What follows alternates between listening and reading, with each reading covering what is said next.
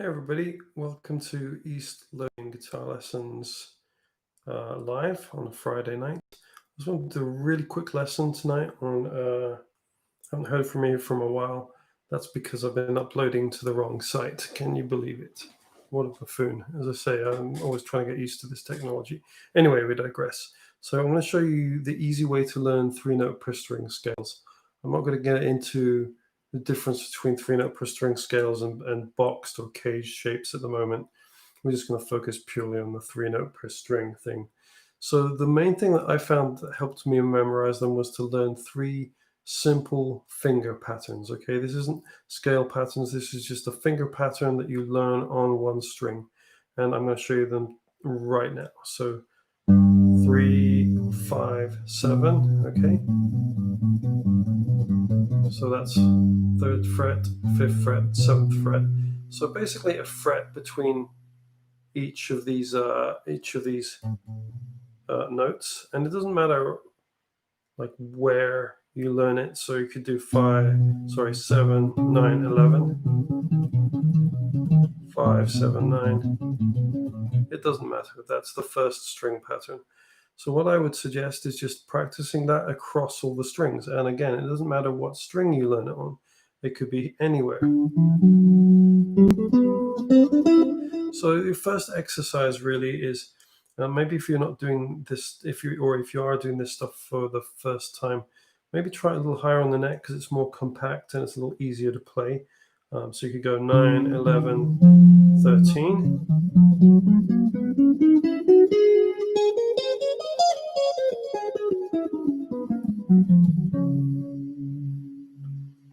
And then move it down a fret or 2 frets.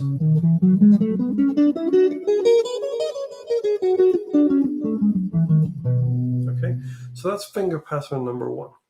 And that's your first component of three-note per string scales. Your next component is finger pattern number 2. So for this one, you're going to basically pick, play your first finger, then your second finger is right next to it, so adjacent. So in this case, 4th fret, 5th fret, and then your pinky is going to go on 2 frets up from your second finger.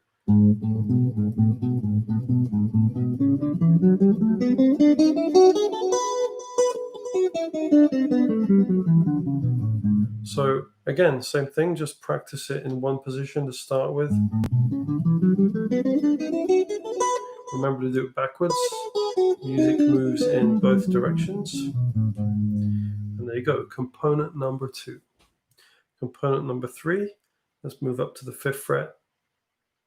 And you're going to play first finger, skip a fret, play 3rd finger, and then on the next adjacent fret, pinky.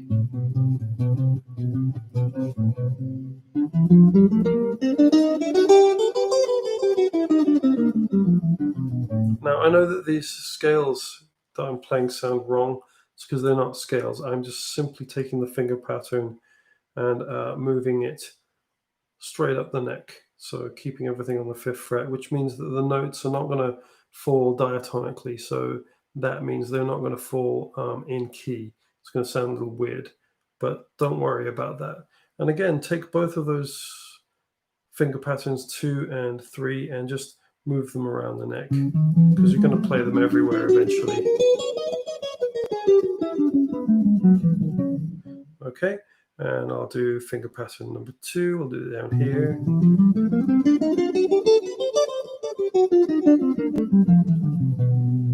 And so on, and just play them everywhere, anywhere that you want to. So how does that help you? And don't do them that fast. I've been playing these for a long, long time. Just if you haven't played these shapes before, just do them slow until you get the hang of it. Okay. So how does this help you to memorize three-note per string scales? Well, basically, let's take the G major scale, and I'll break it down. Start the G major scale with pattern 3. Then move up a fret and play pattern 2. Move up a fret and play pattern 3. And there you go, G major.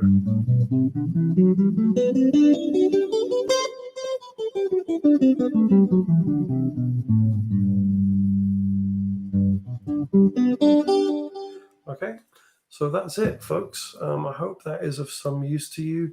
It certainly helped me when I was learning scales, and yeah, I hope that you can get on with that and practice it, and it will help you get your scales down. Scales are very important for many reasons. I'm not going to go into it right now, but apart from just first, well, okay, I will.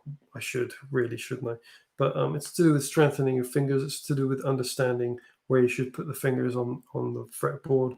Also about hearing the diatonic sounds and the modal sounds, so that your ear gets used to them. That's why you should practice scales. And my favorite reason is that when you're playing through melodies and things in a song, your fingers will automatically gravitate towards the scale shape that your ear hears. So you will start to just put your fingers automatically where they should go. And that's, if you think about how, really good guitarists, when they play, looks like they're playing without any effort at all. It's because their fingers know where to go because they've practiced scales so many times. So yeah, that's why you should practice scales. Anyway, I hope this is going to help you a little bit. Have a good weekend, everybody, and give me a thumbs up if you like this video. Please subscribe if you haven't already, and hit the notification bell, and I will see you next week. Bye for now.